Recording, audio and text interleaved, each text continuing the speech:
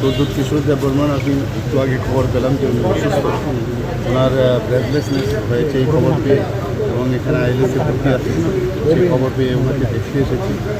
এখন তো otherwise he is good, ভালো আছে, এবং ওনার সাথে আমার কিছুদিন কথাবার্তা হলো, এবং আমি উইশ করেছি যে উনি যেন স্পিডি রিকভারি হন।